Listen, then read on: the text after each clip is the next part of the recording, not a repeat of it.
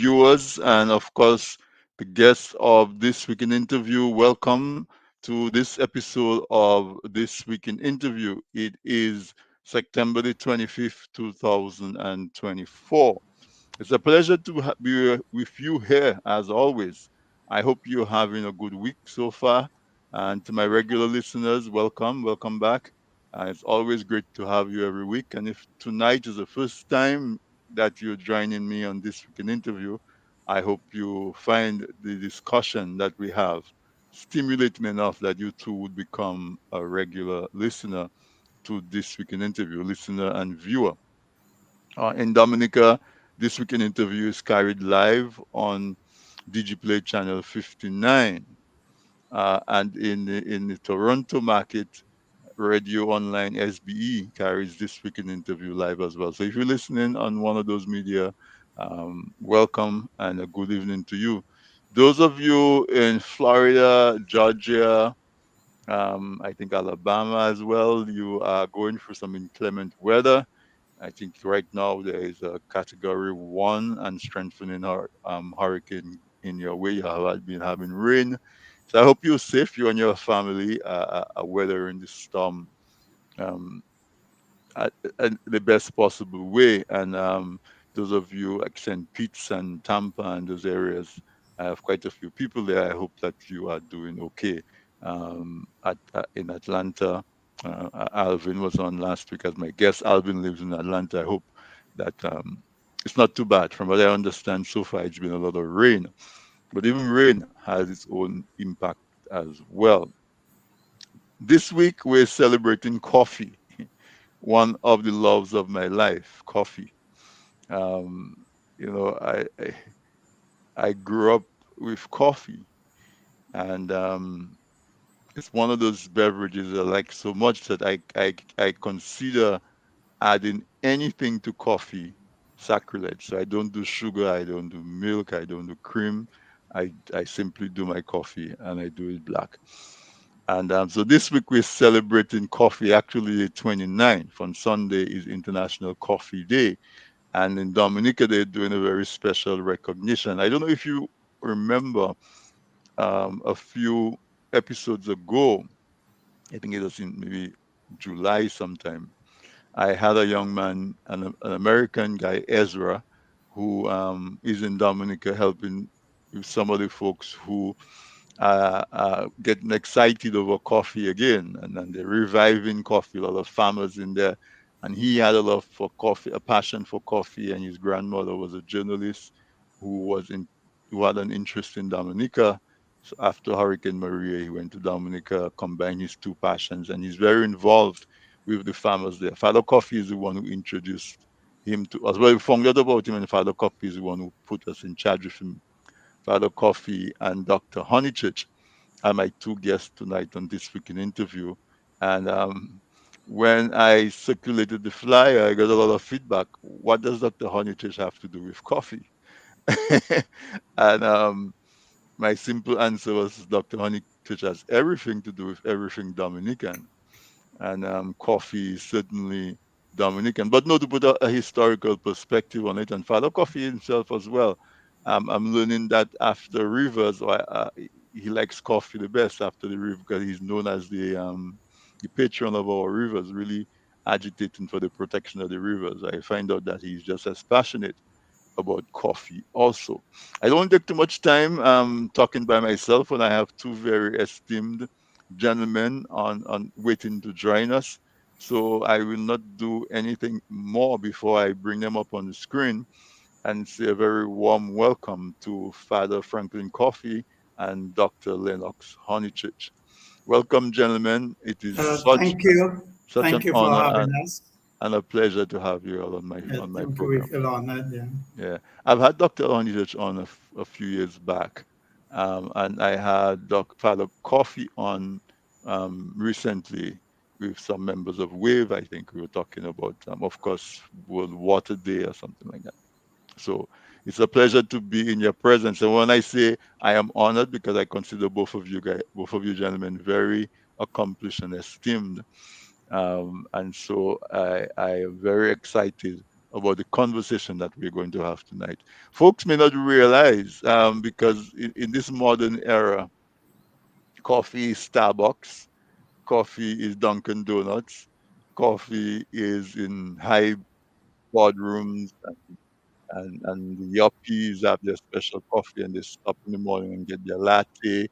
And so coffee is now associated with affluence and the affluent.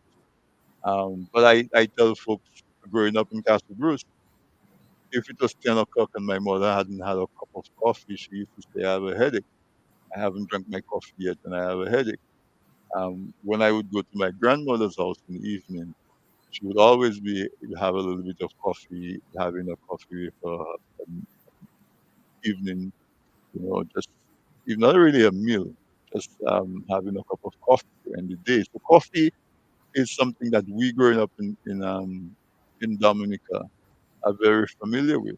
I I know every step in the process of making coffee because we used to pick the coffee in the tree and process it and roast it and pong it and brew it.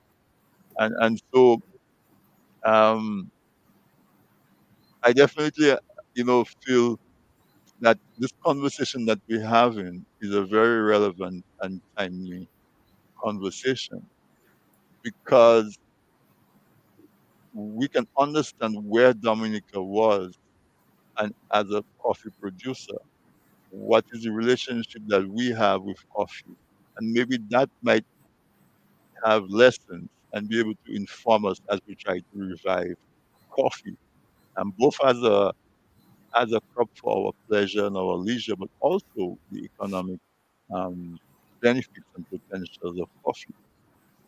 Uh, as we go along, we'll learn more about the two gentlemen, but I want to give them an opportunity to say good night. I'll go first to Father Coffee. Father Coffee, welcome to this weekend interview. Um, let's hear Yes, thank introduce you. yourself. Yeah, thank you for always welcoming me. Okay, this all started, I would say, 20 years ago when in 2004 we had our first coffee family reunion, which we dubbed Family Clash. Clash meaning the coming together of people to chat and so on. So that was in 2004, 20 years ago, we had that family reunion. But prior to that, I visited, when Lennox and I were at St. Mary's Academy. That famous movie Roots. Everybody was trying to find out what our roots were. So I went to my great grand aunt in Pottersville, who was called Tanti Baby. So I said to her, tell me something about her family history. And she said there was an uprising in Cayenne, French Guyana. Again, that's what she said. She used the word Cayenne. Cayenne. And she said, as a result of the uprising, the person who led the uprising after he was killed, or around that, towards the end of the revolution, he his family had to leave Cayenne. One brother went to Trinidad and one came to Dominica. So you can say to a certain extent, that was how the coffee family was introduced to Dominica, But there's an African tradition of child naming. When a sacred plant is in season or being harvested, the child born or being named during that period may be given the name of the particular crop or the name of the day the child was born. Hence the name coffee, in the family, you know, the naming of the child during the harvest of the crop. Now, in 1763, if you take a view, there's a monument presently for slave coffee in Guyana, the 1763 African Slave Coffee Monument in Berbice, Guyana. So that is there today. And, coffee is recognized as part of their history. So I feel honored that it is part of my DNA, my passion to protect our Certainly. environment, is Hmm. part of who I am as a person. And that book I have in my hand was put together by Delia Coffee, of a filled with coffee recipes. So this was in 2004.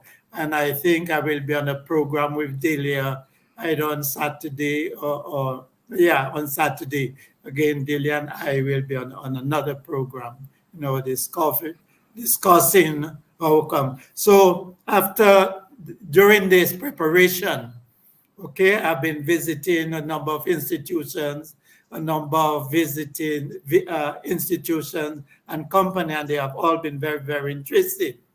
But what did it for me was my visit to Malton Syndicate, where I Hmm. visited Mr. Whitney Louis, Hmm. and I saw acres of coffee, I think 20 acres. And when I Wow. saw the seedlings on the ground, I got goosebumps. It's still happening to me again. So, I'm listening to his story. I'm sure Lennox will tell us about that. When I saw the seedlings of all those coffee plant seedlings on the ground, in conversation with him, there and then I said, we need to have a coffee day, an international coffee day. So that's where the idea came from, Definitely. visiting and seeing all that stuff on So, the so ground. your last name Coffee, although it is spelled differently, is actually directly linked to the crop coffee because Exactly. somewhere in Well, your ancestry, somebody was born during the harvesting of the crop. That's an African culture. And the Yeah. Irish spell it one way, Coffey. Some end it with Fie. And we also, everybody know Kofi Annan, United Nations, Oh, Kofi. coffee. That Uh-huh. means born Uh-huh. on a Friday as well.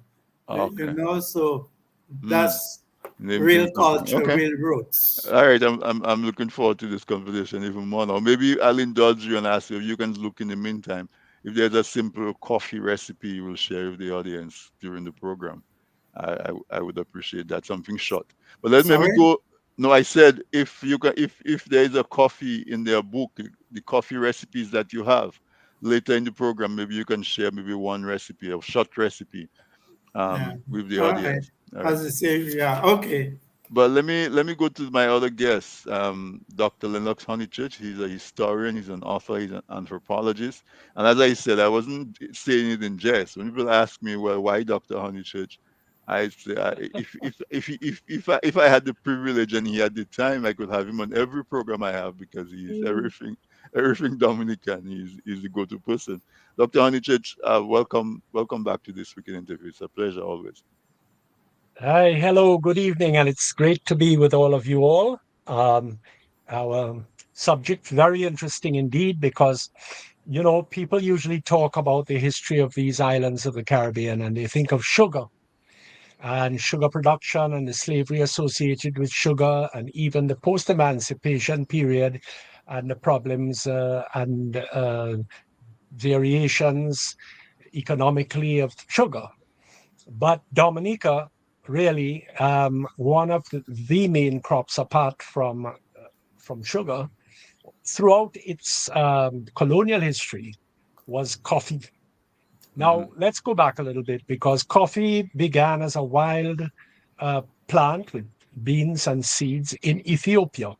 It usually is associated with fertile soil, mountains, and adequate rainfall and stuff.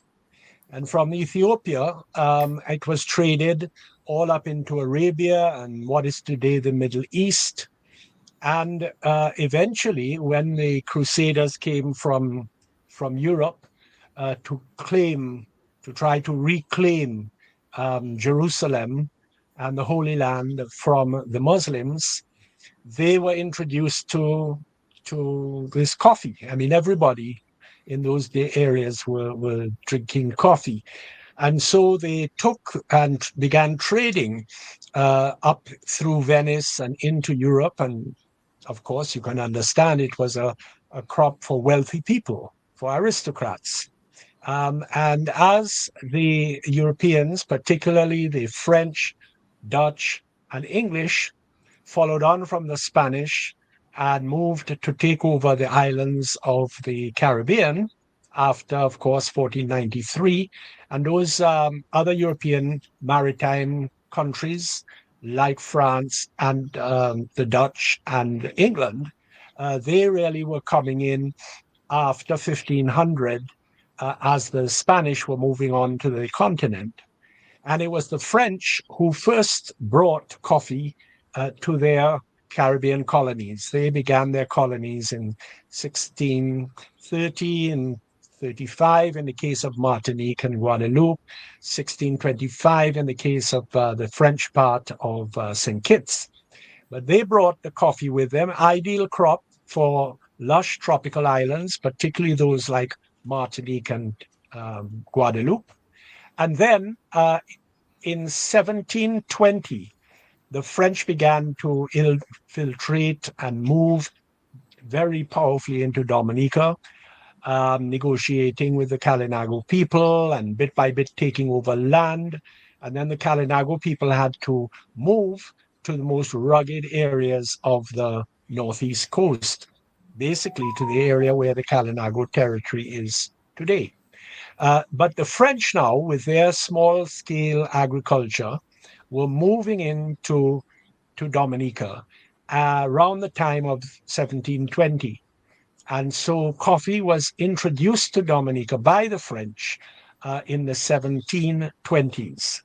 Now, this, uh, this was really not a legal occupation because since 1660, the Kalinagos, the French and the English, had signed a treaty in Basse-Terre and St. Kitts that Dominica and St. Vincent would be left to the Kalinago people in perpetuity forever. But soon these things were broken, these agreements, the treaties were broken, and the French began infiltrating and moving in. Now, these French people who came, first of all, they were like small farmers. And also coming in were enslaved Africans who had escaped from many of the neighboring colonies that were building up slavery. So a lot of free people of color, free Africans, a lot of the white, uh, poor white indentured labor were escaping from Martinique. Things were changing. And it was they from Martinique that brought in the coffee. Now, the French authorities, knowing that they were not really fully legally in control of Dominica, they did not want their people to invest in sugar because sugar is a very expensive investment. Whether you have a cattle mill with an oxen turning it, or you have water power, or even wind power, it's a great investment. And they did not want their people to go and invest. And then, as did in fact happen in the end, the British come and they control and take over Dominica.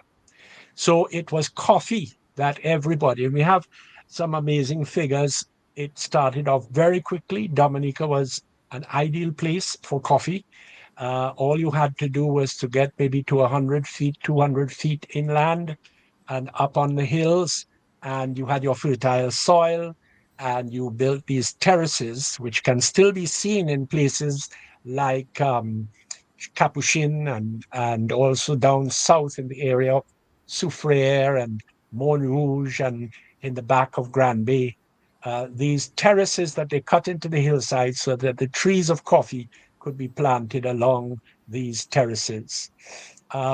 So that was the major investment. And when the British arrived and took over the island in 1763 by the Treaty of Paris, they were quite, although they had taken over the island, they were quite keen for the French who were there already to stay and remain because all the taxes for the export of coffee had to be would go to the British and would help them develop Dominica. So they didn't want to chuck the French out by any means.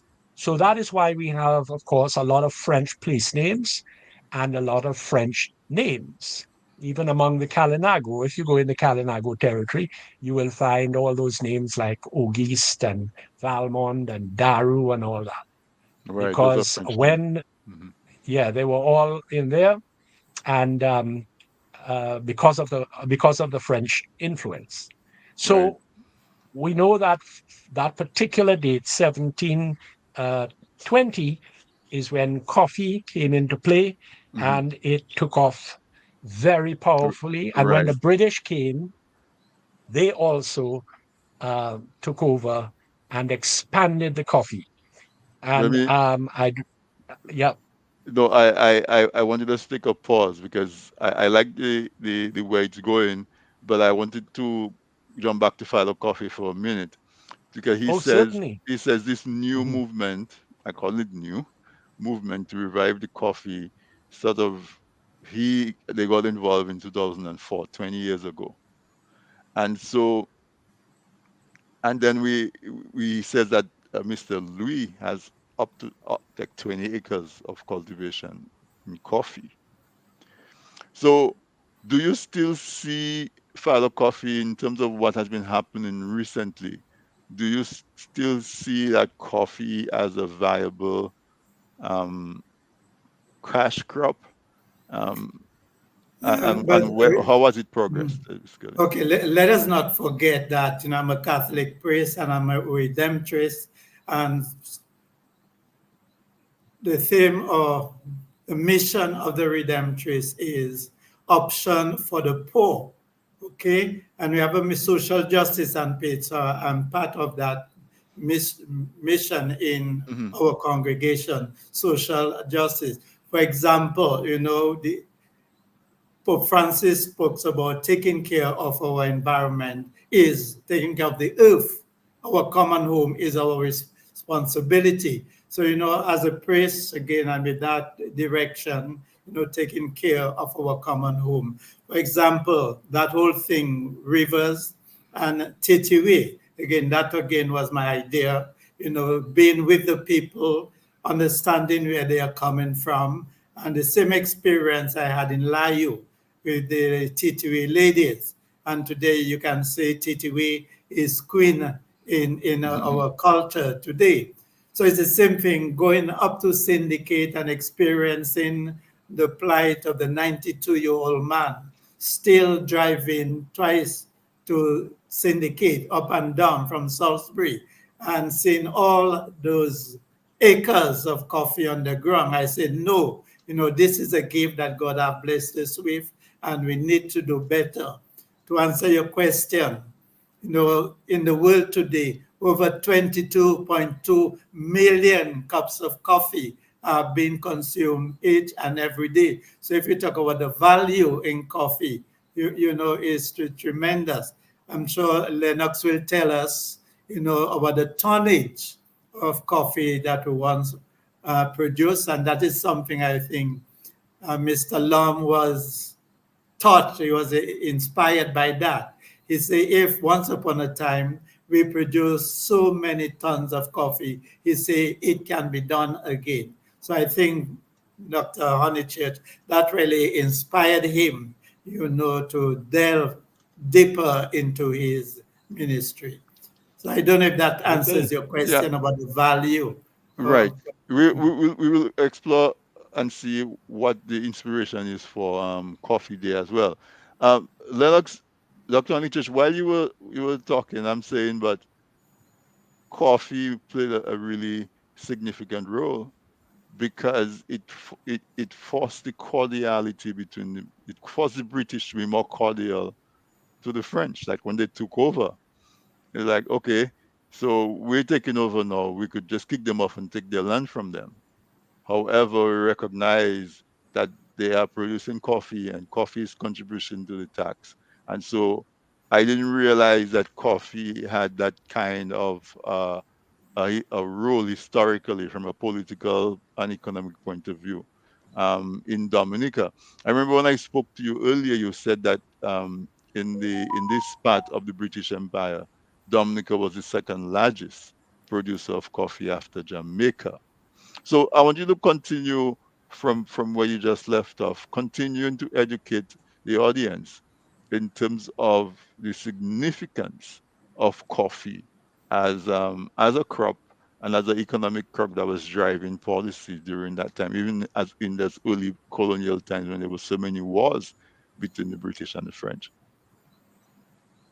Yes, well, of course, I have a lot of documentation on this. I Mm-hmm. have all the figures for coffee production going back over 200 years. Wow. In fact, the document that I have in my hand now is from 1827, because what happened is the British demanded that every estate or every owner, even if they were a small scale person, they must every year give an account of how much coffee or sugar they have produced. And so we have all of these figures for coffee.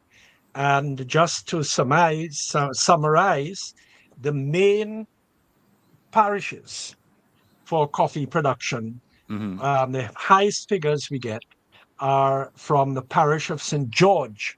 Now, when we're thinking of the parish of St. George, we're going up into the hills of Girardel and, of course, the Roseau Valley, all up into Loda and Cochrane and all of these places. Cochrane actually was in the parish of St. Paul, and the parish of St. Paul had the second largest production. So, for instance, if we take 1827 and we see the summary for that year in the parish of St. George, we're talking about 213,029 pounds of coffee for the parish of St. George. That's the parish in which Roseau is situated. Is it And 200? then You want to if we repeat go, for us again? oh yeah, well, 213,000? 213,029 Wow. pounds of coffee. That's just one parish. Dom- Dominica's production now is so low, it's minuscule in comparison to this. Mm. And I will just say the second uh, highest was in the parish of St. Paul, and we're going up into Cochrane and places like that in the hills behind Massac and Maho, and masses of coffee coming out from there to the in the parish of St. Paul, we have 160,717 pounds of coffee. And so it goes on. Wow. Um, and even places like St. Mark and St. Luke, small parishes down there, they have quite large figures. And when you get up into those northern parishes, like the parish of St. John and St. Andrews North. I say St. Andrews North because that's Viecas and part of Penville and all of those estates up in the hills. When we get to areas in this St. Andrews South, we are actually talking more about sugar. But wherever was mountainous, wherever had a good rainfall, all of these places were great for coffee. And as you have already mentioned, these figures and going up until this 1840s is is when Dominica was second to Jamaica in the production of coffee because it had just the right soil, just the right temperature, just the right availability of water. But I don't know whether I want to talk about an important thing now of disease, But and what about this the is what we are. variety? We will, What we will, variety of we will. coffee? Hold on, guys, gentlemen. We will. See, we're pushing up on a break. So I don't want, because the disease part of it and accounting for what caused the decline. I want to give you enough time. I don't want to interrupt you when you're in the middle of that to take a break. So I'm going to take a break now. And when we come back for the coffee, I don't know if you know what is the price of a pound of coffee right now. I kind of want to do the math. If we can get back to a semblance of that level of production, the kind of contribution we'll have to the economy. But let's take that quick break. Get a word from our sponsors. Listeners, on the show with me tonight is Dr. Lennox Honeychurch, historian, anthropologist, author, and Father Coffee.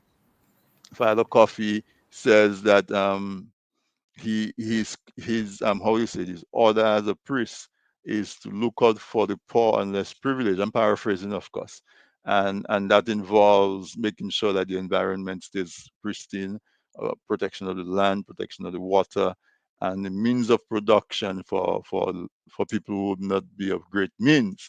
And so they are my guests tonight on this week in interview. We're marking International Coffee, let's call it Coffee Week, because on they have activities on the 27th, on the 28th. International Coffee Day is on the 29th, and we will get an idea when we come back as to what activities that they have and where Father Coffee will be, so you can go collect your free cup of coffee from him during the celebrations.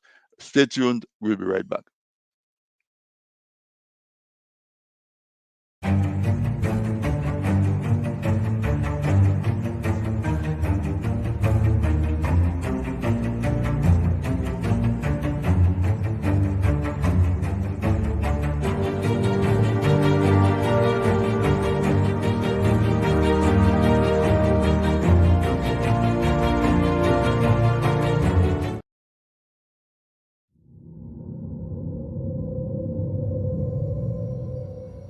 A smart house run by a vengeful AI, a mute witness to an act of unspeakable evil.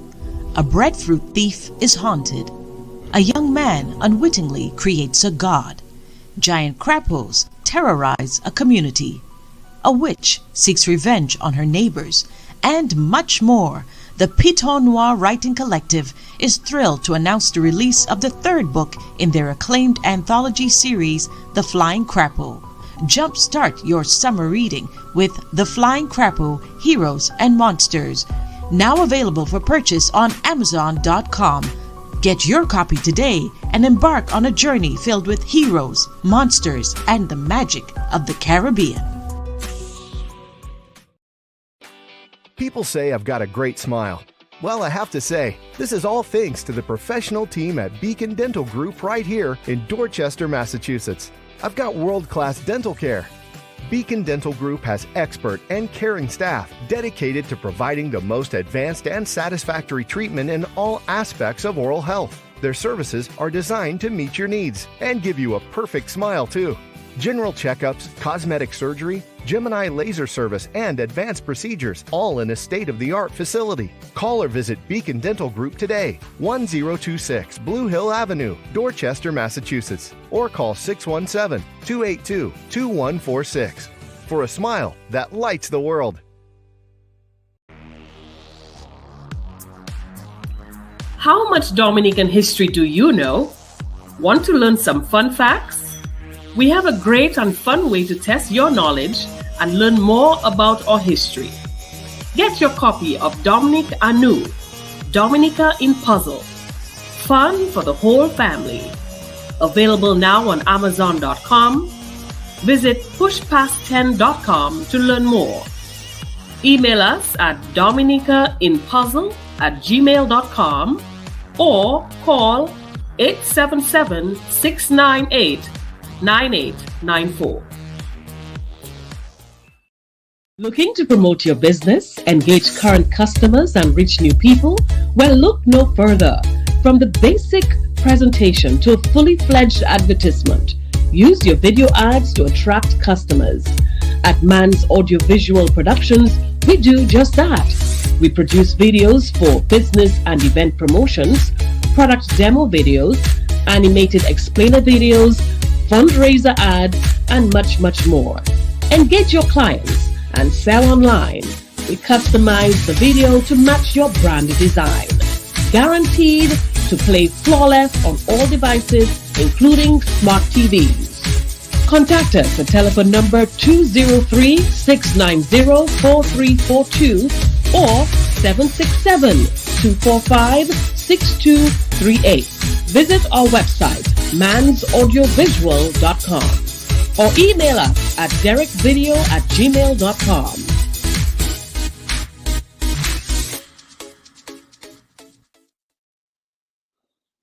All right, welcome back, listeners. Welcome back. I hope you had a chance to refresh your drink or whatever you do during the break.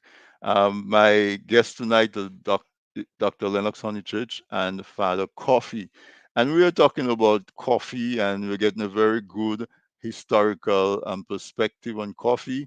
Our sponsors who have that Dominica Puzzle book, I think in the first part of the show alone, you already got enough information to make a second Dominica in puzzle, talking about the role of coffee in the history of Dominica.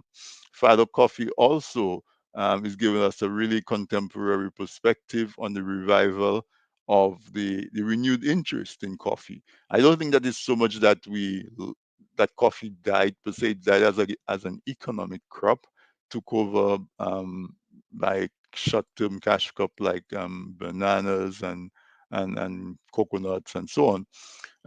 But Father Coffee, do you how much is a pound of coffee in Dominica now? Do you know? Your mic is muted. Your mic is muted. This is Oh, there Cafe you go. Local, Uh-huh. and this is $28 A pound. a pound. I think I got this one from Smart. Mm-hmm. Unfortunately, I went and I took photos of the shelves. There was no local coffee at Fresh Market the last time I visited. I also have Cafe Zetna. I don't know if I'm saying that right, Lennox. But this is Mr. Long will tell you this is not coffee. It tastes like coffee, but that's what our grandparents would use, for their coffee. It's a medical brush and so on, although it tastes like coffee.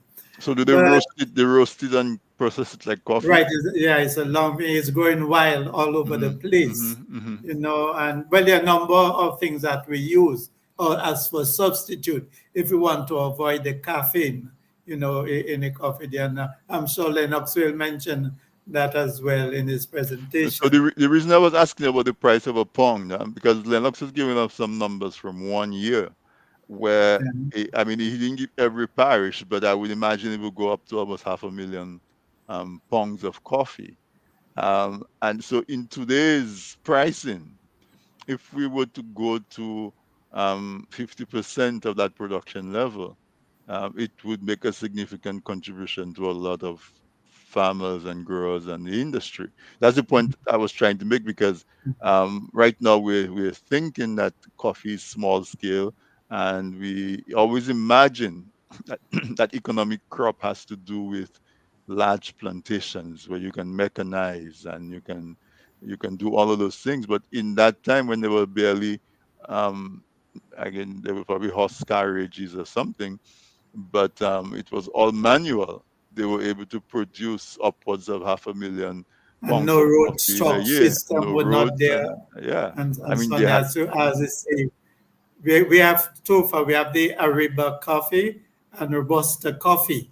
Mhm. I was asking Dr. Honeychurch what about was the about those variety flavors. then. Yeah. Well, then he was talking about the disease and the resistance So we'll go of to that. Dr. Andrews, did you recognize the alternate coffee, alternate, if we can call it that, that Father Coffee just showed us? Um, is your mic muted? I think no. Mic muted? No, I'm hearing you now. I'm hearing you now. Okay. Yes, yes. Um, well, first of all, when the Creole call it café zépient, Zapient. and right. it is botanically, it is a totally different thing. Mm-hmm. It's a totally different plant. It only grows up to about 3 feet at most, maybe 2 feet. You walk through it and it's brushing your knees.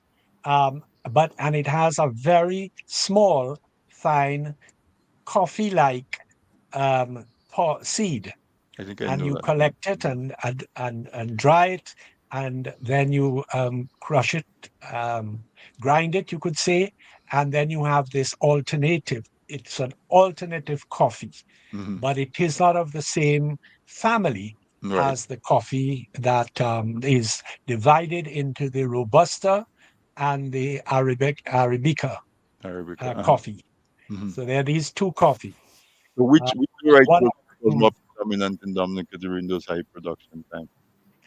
that was the Arabica that Arabica. was brought from Martinique and coming up here. But the problem was that, as I said earlier, in the 1840s, a blight Mm-hmm. um, devastated the coffee. There was this little insect that came in and basically devastated Now, one of the people who always at that time saved Dominica in many ways was the medical doctor that established the health service in Dominica. His name was Dr. John Imrie. We still have his name at Imrie Ward Henry in the Wall. hospital. Okay. Hmm. Yeah. But he was also a very important botanist. He was very keen on botany. And he had an estate at Battley, down there between um, Grand Savannah and Coolibistri. And that is where he did his experimentation. And while he was trying to find something to deal with these bugs, these flies that were causing the blight on the coffee, he also developed an alternative source of income for Dominica. He went all the way to Sicily in the Mediterranean to see the way that they were doing limes and lemons.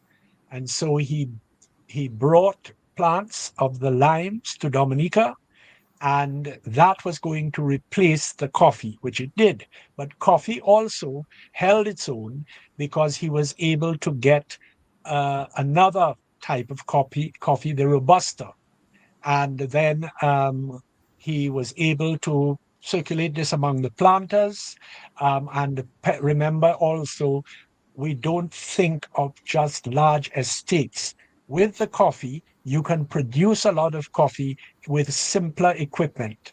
You plant your coffee, you reap it, you sweat it, and then you dry it. You pulp it in different order. You pulp Hmm. it, Hmm. take Hmm. off the red skin, and then you dry it, Dry it. uh, and then you process it. You, Then you as you shackle said, it with your to take off the shell, and then you get to right, the pin. all of Hmm. that. As you mentioned, as a boy, at your home in Castle Bruce area, you would have had that process, and you see, it didn't require the large amounts of equipment that sugar required.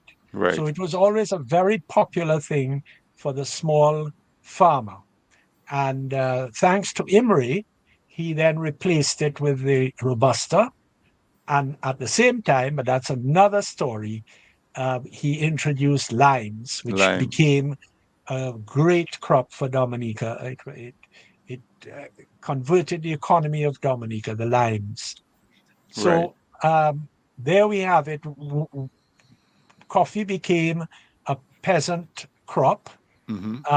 very soon after, because sugar, you required a big investment, and even sugar itself was gone by the 1890s. The last place to produce sugar was the old mill at Canefield, the Canefield Mill. And by 1905, the age of sugar in Dominica was done.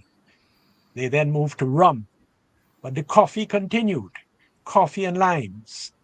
Right. So, and then, of course, in true Dominica style, 1921, there was wither tip and redroot disease that ran through the lime industry and devastated the limes. Then they went to vanilla and then eventually to bananas.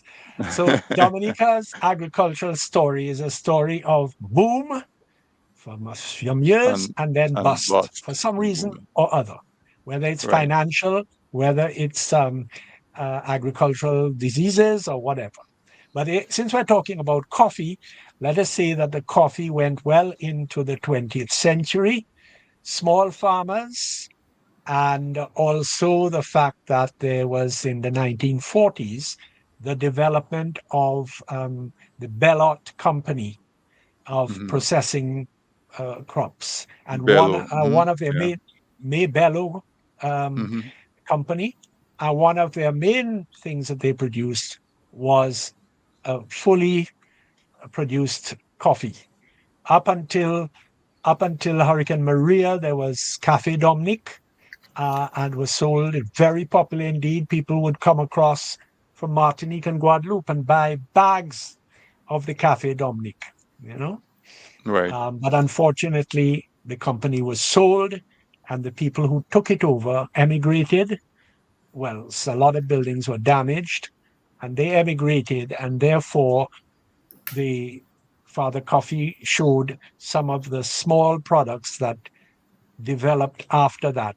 People said, "Good, we know coffee is is popular, so we're going to try a little something, um, a small scale, Mm-hmm. and produce it. And So see that if it is catches. it's a story of rise and fall. Mm-hmm.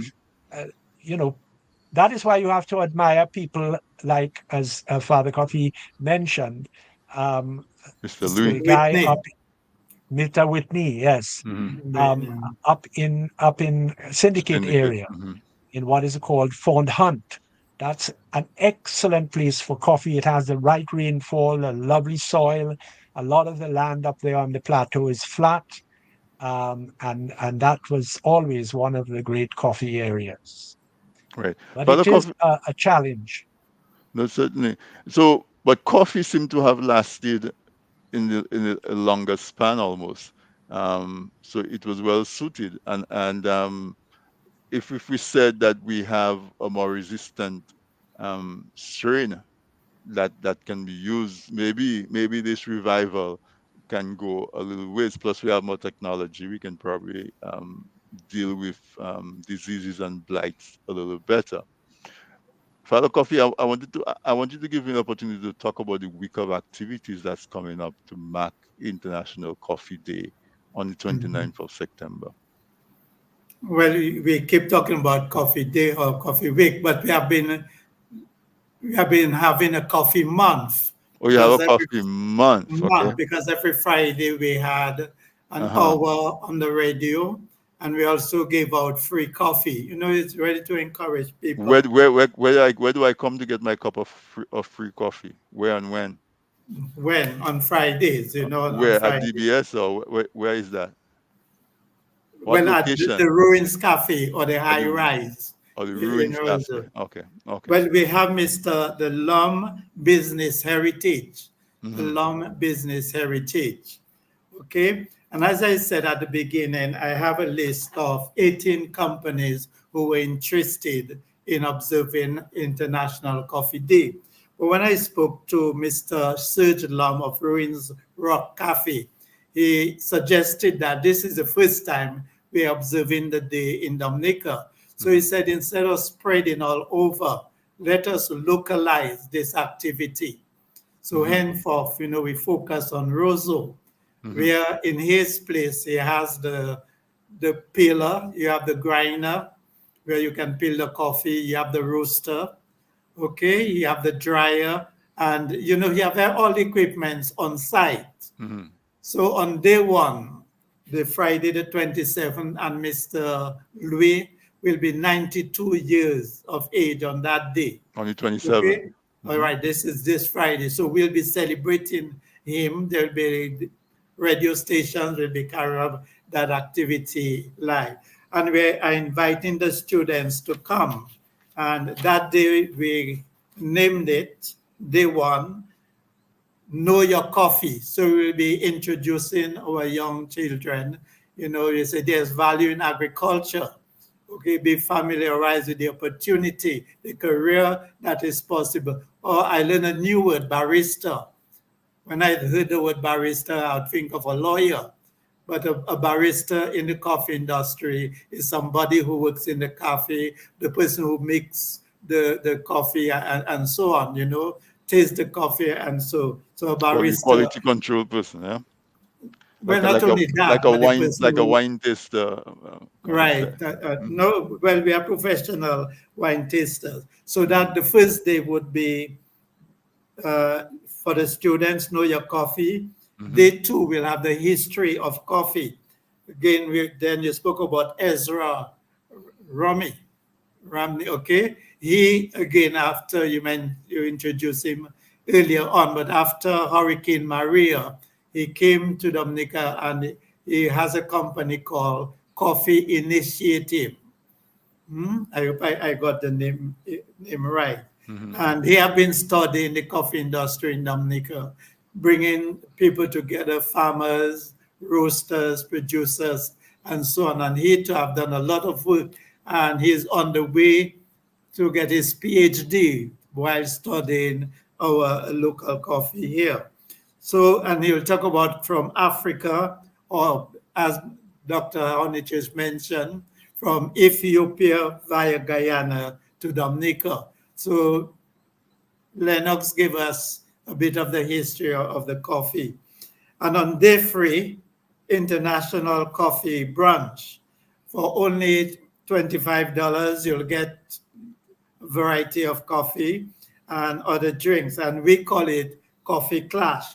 On that day, the Dominica Police Force, after 13 years, will be launching Police Week. And we are providing coffee. The people in St. Joseph will be welcoming the policemen in St. Joseph by offering them coffee. So after their prayer session, after Holy Mass, they will be all treated with coffee and two varieties of coffee. All that will be local coffee.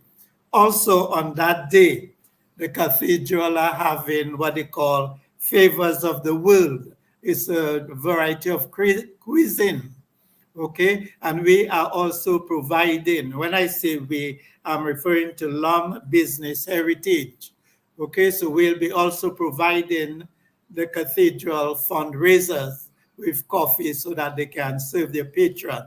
So the 200 policemen plus the cadets and so on will receive coffee. You say it's heritage coffee, and Mr. Long will tell you it's not about making money, but getting people to appreciate, the gift that God have blessed us with.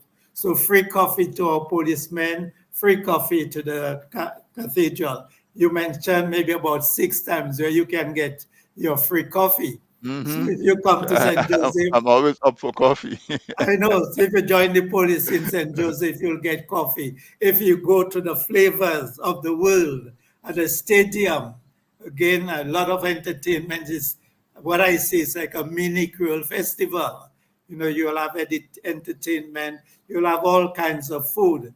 I saw a menu for the Haitians, and it's very interesting. Italians, just name it. Every nationality in Dominica will have a special booth on that festival. And I want to emphasize especially the coffee, because we really want, our people to have an appreciation of the coffee and the opportunity that we can have to, again, produce that 213,000 pounds of coffee. I really believe it can be done. And as Ezra would tell you, we have one of the best coffees in the world. And we're not only talking, but we're putting our money where our mouth is. And the only He has way been we tested can, and judged as such. I think he took yes, the samples only and way got it. we can Yeah. appreciate that is to let us see the opportunities that we have for that important. To me, it is just, instead of taking 8 glasses of water there as recommended, you can substitute it with 8 glasses of coffee, you know. And by the way, the pharmacist at Fresh Market is doing the research of the benefits of coffee, especially when it comes to cancer. Yeah. Okay, Mhm. we will be hearing from him And soon. diabetes, it is claimed that coffee assists in the processing of blood sugar. Your sugar in your Alzheimer's blood as to bring it well. down, Alzheimer's Yeah, also. all They're kinds a of things, benefit.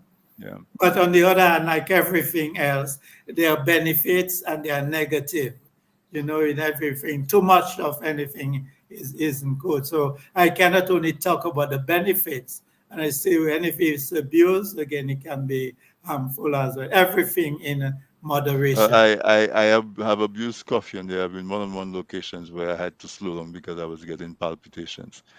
So slow down for a while and then pick it back up. I lean on the benefit side. Lennox, I'm hearing Father Coffee speak, and I'm joining it with what you said, and I'm hearing something cultural. Was there a time, for example, when I don't know, people of Roseau maybe would relax at a location and sip coffee, or was it more tea that they would use? Do you, what can you tell us anything about that? Was coffee, was there a tradition where Dominicans would get together and drink coffee? Oh, yes. Coffee was one of the main social drinks of the time. Of course, you have your morning coffee.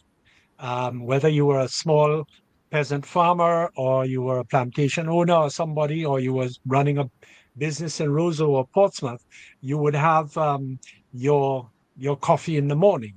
And then, of course, we know that if there was some event, particularly actually if somebody had died and people went to visit the family, one of the main things that the family would have in the home, Coffee. assisted by I remember people that. who were sympathizing, would be coffee. They'd always have coffee there for the people who came to visit and sympathize. So coffee really was a drink, non-alcoholic drink, for those main events that took place. Like if you had a la veillée, a Hmm. wake in Hmm. those Hmm. days before funeral homes and all that, when you had your 9 nights, all of that was coffee. You can build up a whole list of times and events when coffee was grown. The other thing that remains with us is the ruins of coffee estates. There are a few around, scattered here and there. There's down in Soufrière area, Bois Côtelet, and in the forests around, particularly Point Michel and all. There was a part, and this is coming into culture too. There was a part of those coffee estates that was paved so that you could dry the coffee, and they call that the Hmm. glacé. And you get these accounts of the slaves and later on the free people gathering on the glacé, which was a big extended area of paved stone, and that is where they would dance their ballet and their quadrille and all Wow. that. Okay. Hmm. Hmm. So you have all those aspects as well. But then once the coffee industry declined, you were not going and processing your coffee and laying it out on the glacé. Your equipment, like in the case of the Bello products, were electric operated machines that Hmm. dried the coffee, that winnowed the coffee. It's an English word for taking off that shell, Shell. whereas Hmm. you'd Hmm. find women sitting around while they were talking to people or whatever, and they'd be taking off the shell. Right. All of that was changing because now, if we were doing coffee, we would have probably electric run equipment um, dealing with it. But even today, in the small scale coffee production, you would be spreading out your coffee on an open space. All you had to Right. do Let is it to look dry. for Hmm. rain um, to make sure that they didn't get wet. And a lot of times, some of the attics in the traditional Dominica houses, like in places like Collyho is a big coffee producer. You would have an attic, even if it was a small tikai, and you would be putting your coffee up in the attic so that it wouldn't get wet. And the attic was rather hot, so What? it would Right. help to Hmm. dry the coffee, So all of these little additions to the story of coffee. Yeah. Definitely.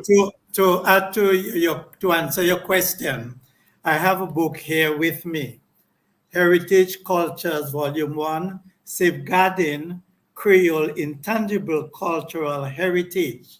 Safeguarding that intangible cultural heritage, to answer your question. This was produced by Dr. Coffey, Violet Coffey. Unfortunately, she died, and this book was published after her death. And she also talks about the coffee in that book as a heritage, we need a rich heritage that we need to safeguard as well. So to answer your question, you need to get a copy of that book, which Well, is actually, available if on you look in the Amazon. book, So you will see that I have a chapter in the book. So they exactly, sent me a copy, but it wasn't about coffee. It was on another aspect of language with the Kalinago language and the Creole language. yeah, But right, Which thank yeah. you brings us very into much. your I do. newly, which brings us neatly into the book that you just published Sure. with the Kalinago Oh yeah. people. You want to talk about that quickly? I want to bring you back if you want to talk about it for the hour, but if you can mention it I'll do it quickly. quickly because I see our Hmm. time is more or less up. But it's called Resistance, Refuge, and Revival, the Kalinagos of Dominica. And it is about basically the 600 year on more history of the Kalinago people from the time they left the Orinoco River Valley in South America, came up the islands, and basically took over Dominica, and the whole life and pattern of living that they established, and also the things that are still produced in Dominica by them that remain from those earlier times, particularly the production of cassava, which is a whole other story of Mayoc and cassava production that they brought to Dominica. Then, of course, the basket work and the whole pattern of knowledge that they got from the forest they handed down from generation to generation, the laoma and all mibi and all the other kinds of things that they use to produce these baskets. And then, of course, the canoe, the canot, the dugout canoes that were produced. You will remember, I'm sure, I go as a boy down on the shore there in Castle Bruce. There were people producing canoes Yeah, remember and that digging clearly. them out. Yeah. Hmm. Yes, and adding the bordage and all that. Well, a Yes. lot of people are now moving to other types of boats. That is in the case of what you call it, fiberglass, Hmm. and different kinds of boats. So essentially, the story of the skills, the background of the territory, the Carib War, the Kalinago War on the 19th of September 1930, where they sent a warship to go and terrorize the Kalinagos over at Salibia by firing things in the sky at night. And then coming up right today, where we have a Kalinago woman head of state, and of course the Kalinago first woman Kalinago chief. I have chapters on the whole business to do with chief and the setting up of the territory and the complexity of the land ownership and land division. That's all in this book. So it The has name of been the book is what again? Tell us the name again, the title of the the book. name of the book. You'll find it on Amazon, but we're going Hmm. to be launching it in Dominica. It has already been launched in London at the Dominica High Commission in London, and it's called Resistance, Refuge, and Revival. And That revival. is resistance when the Spanish came, and resistance to the English, the Dutch, and the others, French. Then the refuge when the big plantations took over and they were forced to go to the most isolated parts of the island, like they ended up in the territory area, but also places like Delis and Bagatelle and Penville and Viecas and places like that. Right. And that's the refuge. And then the revival is from the time they got the chief and the territory and the Kalinago War, there's been this huge revival within the territory to the point where, as I quote a doctor from the territory as saying, we now have all the professions within the Carib territory that are needed to run a small island state. Everything. Doctors, lawyers, engineers, um, Bankers. uh, everything, everything, even Everything. airline pilots, Villain women pilots. airline pilots, all of these are from the territory. So that is a major revival that took place there. So that's it. And the That's durability basically and endurance of the people, you know. exactly against all odds, against prejudice, against pressure. Even times when the British government thought, oh God, we've made a mistake about this chief business. We don't want any chief anymore. We should, some people even saying they should never have had a Kalinago territory. I'm talking about the 1940s, and they resisted all of this. And there they Mhm. are today. Right, right. So So, that's a synopsis. synopsis. I hope I can get you to come back. When is it launching in Dominica? Sometime in October, probably just before independence. Okay, okay. I hope I can get you to Yeah, come back so we can yeah. we can talk about the book itself. Father Coffee, I don't know if you were able to find a recipe of something that would go, a coffee recipe. Were you able to? If not, but it'd be nice. If Well, there's some, no, I didn't go through it, okay, but again, as I say, the book is by available. Delia And Wiggs yeah, coffee. but we want to encourage people. In fact, every day is coffee day. One thing For me, for sure. Lennox didn't mention when people used to use the pocket from their trousers to brew their coffee. Oh Remember yeah, Quep. those yeah, days? Oh yeah, the quep, that's Right, right. so quep, the we'll be quep. hearing about that in the Mm-hmm. history. There'll be a clash of the old and new, on Mm-hmm. Saturday. We'll be getting that background, how people, yeah, I don't You, know. you know, As I open the, we open it on the recipe. Go ahead, go ahead, Well, I will just say the quickly that go there ahead, Leonard. that final business of percolating the coffee, and right, was said, through a kind of pocket after you've boiled the coffee and all that. All of these very interesting methods of finally uh, producing the coffee in a way in which you could drink it, put it in a mug, a cup, whatever. So yes, all of that is very much part of the story. Yeah. okay, so short recipe we Uh-huh. call chocolate gorilla. 4 ounces of cold milk, 3 ounces of chocolate syrup, 2 ounces of banana syrup, 4 ounces of fresh hot espresso, whipped cream, chocolate toppling powder, and that's it. Then you have how you go through it. You stream the milk with the banana syrup and allow it to sit. Pour the chocolate syrup in the bottom of 2 to 6 ounce cup, 1 ounce in each. Prepare 2 cups of espresso and pour each into a cup. Stir the espresso slash chocolate, mix gently. Gently add the hot skim milk into the cup. Into the cup. It's about 2 thirds full. It's like making a Mix the chocolate. Uh-huh. foam with the Uh-huh. whipped cream Uh-huh. lightly and spoon on the top of the hot cappuccino to form a peak. This is a chocolate syrup. Down the peak in a spirals using a 1/4 ounce on each cup. Dust lightly with chocolate toppling powder. End of my chocolate gorilla recipe. Interesting And there book. are many others. Very, very. Many others. Where is that book available? Yeah, it's out of print. Oh, Yeah, so so we for have to this fix that then. activity we are Talk to having, Sam. Talk to it Sam. should be available. Yeah, Stay on after the program. Talk to Sam. He'll help you to get it back into print if you yeah. guys are No, but interested in it's that. on its way. It's on its way, Okay. but new All right. version. I know Okay. the last time I spoke with Delia, she told me that people have been asking for it. So Hmm. it will By be the a way, Dr. Coffee, your sister Violet Coffee was my classmate at grammar school. We were yes, classmates for yeah, 5 years yeah, in grammar yeah, school. Yeah. May your soul yes. rest in peace. So I really enjoyed this conversation. As I said, I grew up with coffee. When we were young, they give you the Mac Cafe after they filter the coffee through the crep, that pocket that you see they strain it through. Then they would pour more hot water on it and make a weak version and give it to the kids because they always say coffee make your little children head get hard, so they wouldn't give you the full strength Yeah, coffee. that's true.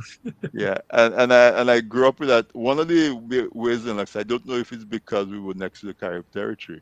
When we would dehusk the coffee, you would put it in a mortar pestle and pound it lightly so that it will come apart, and we put it in a basket that we would get from the Kalinago people and shake it, sift it basically, and the husk would fall through and the coffee would remain in the basket.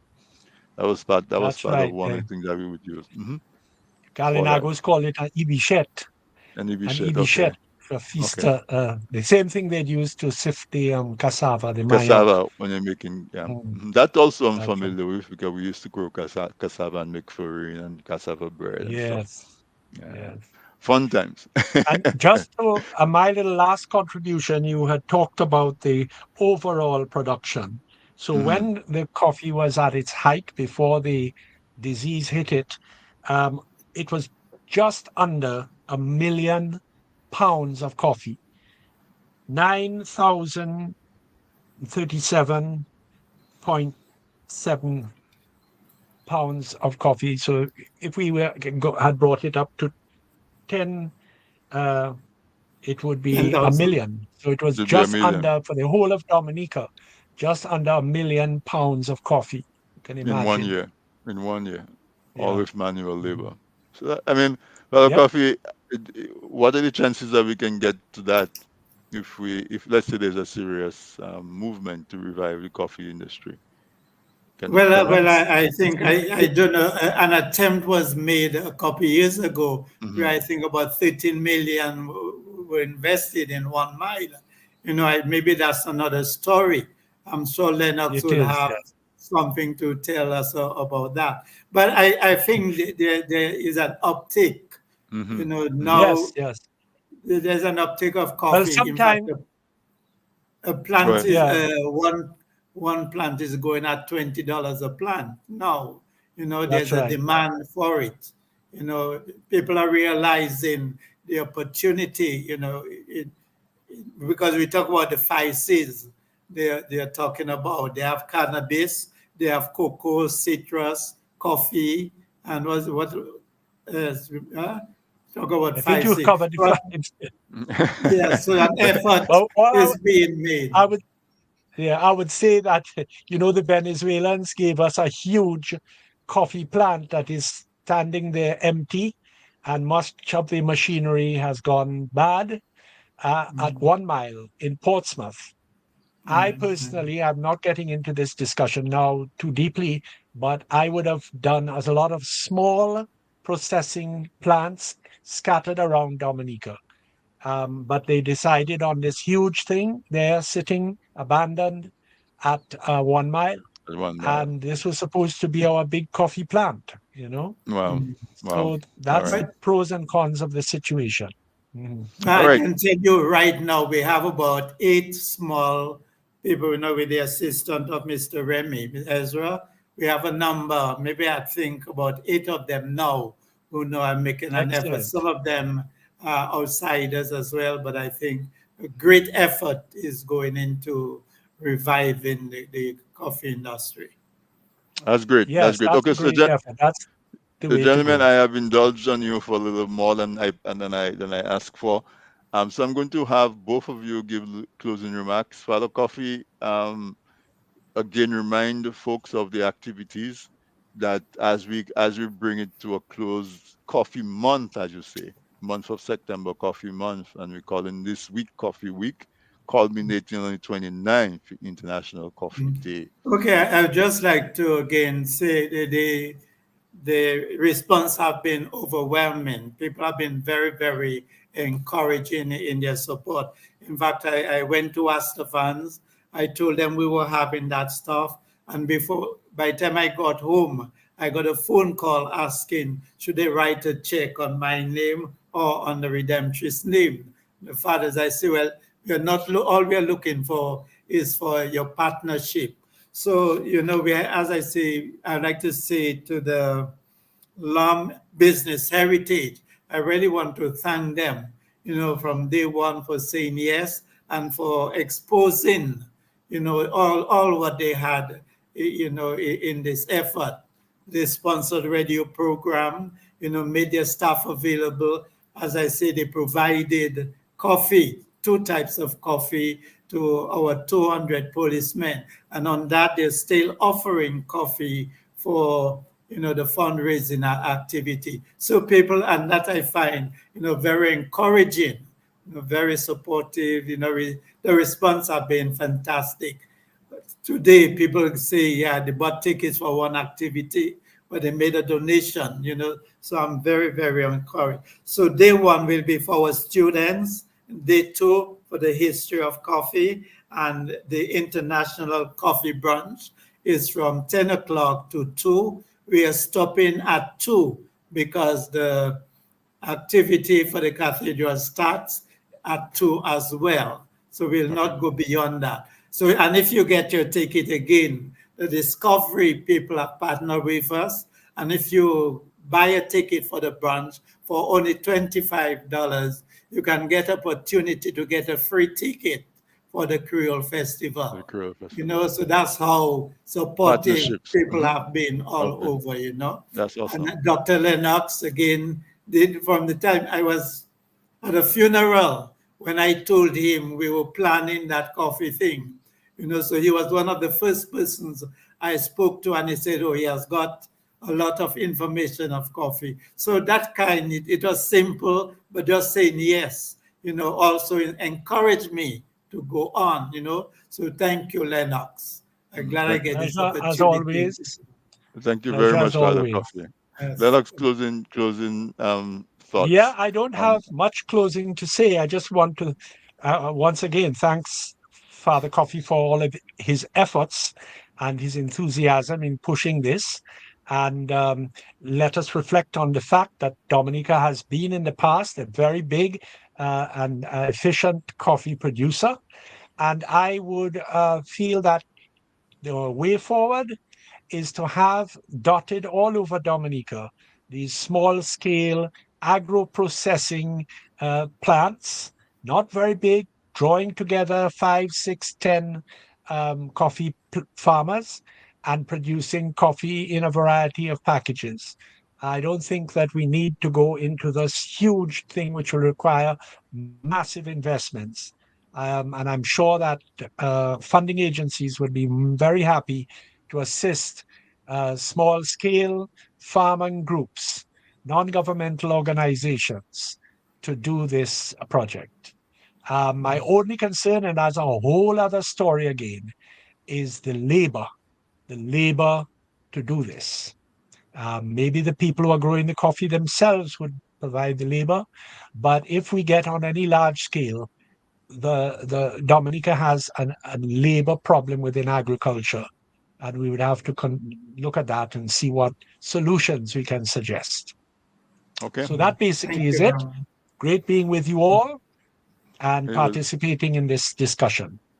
I thank you so much, and thank you, Father Coffee, not just You're for being welcome for here, having us. but for also all what you do. I am very familiar with your work because we are both members of WAVE. So I'm very familiar with your work with our rivers, our soil, our environment. Your representation and activism, of course, is refreshing. And Dr. Honeychurch, you know, it's always a pleasure. You're durable. As I told you, when I was going to grammar school, we studied history from textbooks that you wrote in Caribbean history in grammar school, first and second form.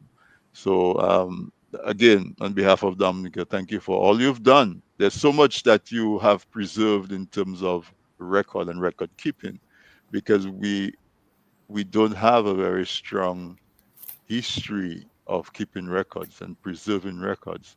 And so I think you stand very tall as you know, a blessing in that regard for the island. So much that you have, and I see the room that you're sitting in and the amount of books that you're surrounded in. Oh, definitely, Oh, and yes. congratulations on the release of your new book. And as I said, I'll want to invite you back so we can talk about that. And you know, the thing about it is that is a recognition that the book gives to our indigenous people. Now is their time, you know.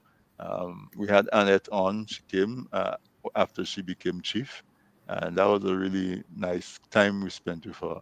Um, Encouraging her and promising to support her in whatever way that we can. So thank you to both of you and all the Mm. best. Follow coffee. I mean, I'm sitting in Brooklyn and I wish I was in Dominica to come get some coffee. So I have to plan. I have to plan for September next year um, to be there. And when you see Mm. Mr. Louis, tell him happy birthday on Okay, behalf of all of really, us. yeah. Thank you. Okay, thank you very All right. much. It was great for that give us that opportunity. All right. Thank you so May much. God bless you. You as well. Thank you. Thank you, Mm. Dr. Honeychurch. So, folks, Right. Good night, everybody. good night. I hope you guys, I hope all of you have agreed with me that this was a wonderful conversation. Um, and I don't need much encouragement around coffee because I'm one of those folks that coffee doesn't keep me from sleeping. So a lot of times I drink a cup of coffee as my last drink before I go to bed. And I get up in the morning and I make a cup of coffee and take it to work with me, and I'm sipping coffee all day. Um, and so, you know, as I said, now, you know, we heard the numbers from Dr. Honeychurch that Dominica used to produce almost 1 million pounds of coffee, and it was all manual, very little roads, if any, and and just hauling, hard labor. Now that we have mechanisms that ease the burden, maybe we can get back up to close to that, or maybe surpass it. And you know, one of the things that's going to save Dominica is to produce what we use, produce what we eat, produce what we consume. And if we can get back into that coffee drinking mode, and we can also produce it, it would contribute a lot to the revitalization of Dominica. And so I encourage you to get a sip. Dominica has some of the best coffee, because you know why? Dominica has the best water.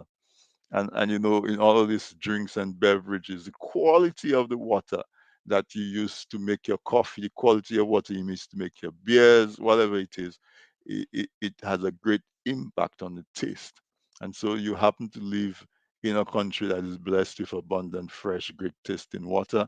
I encourage you to have a sip of coffee on, well, and one of the listeners saying soil. Of course, we have some of the very fertile soil as well. Although, my God, every time it rains, the amount of brown water I see in our rivers, it pains my heart to think that we're losing all of that topsoil. But yes, we do have a lot of the soil that's suited for the production. So, folks, enjoy the rest of your week. Happy birthday to Mr. Whitnell Louis on his day. And I wish Father Coffee and Ezra and the people at the ruins as well. All the best as they celebrate the culmination of Coffee Week, 27th, 28th, and 29th, International Coffee Day. Good night, folks. Thank you to Sam and the others at the background who make this possible, and to our many sponsors, especially there's no especially, but I want to say that Man's Audiovisual goes above and beyond to help us to promote and produce the flyers and all of that. So if you have any of those needs for your business, they can do from flyers to full out productions as well. Okay, folks, I'm going to say good night, and I will see you next Wednesday for another episode of This Week in Interview. Good night.